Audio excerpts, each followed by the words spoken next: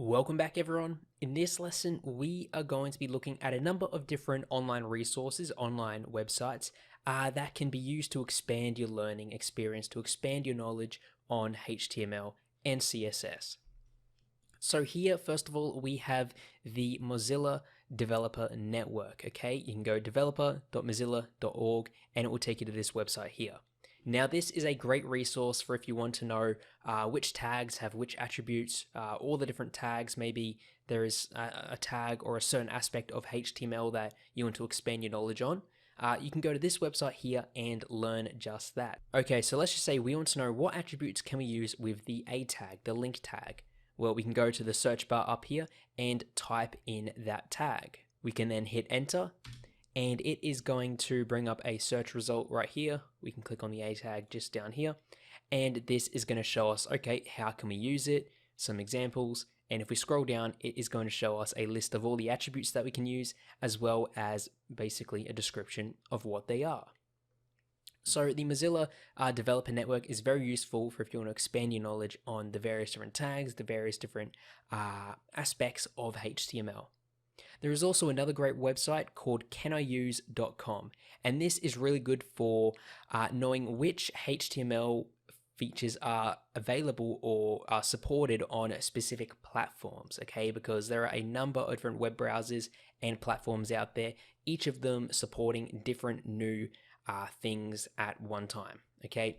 So an example is input date right here, which is just a input field where we can enter in a date. And you'll see here that we have a list of various different web browsers and their support status. So as you can see, Firefox has partial support for input date, whereas Google Chrome right here has supported. And you can basically see, okay, this web browser has not supported this, or this web browser is in the process of supporting this, or the web browser already has it supported. So this is really great for if you are thinking of adding in a newer feature to your website. It's good to check here. Another great resource is Html5hive Org. This is a website here at Zenver, which makes available a large number of HTML and web development related blogs and courses for you to look at. We also have a free ebook on HTML and CSS, which you can check out, as well as some free courses if you want to expand your knowledge.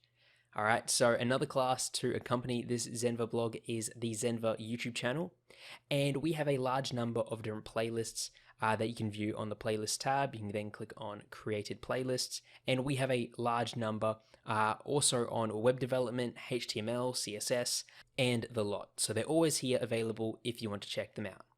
Now, another website which you do need to take with some caution is W3 Schools. Now, W3 Schools is a great website if you do want to know, okay, what does this tag do? How do I use this tag? But they're not always standard compliant, okay? If you do want the most up-to-date standards, you can go to the Mozilla Developer Network over here, although W3 Schools is always a great choice if you just want to look at, okay, what does the H2 tag do? What does the title tag do? Okay, you can go here for a good example and a good demonstration of what it does so you can implement it into your very own website.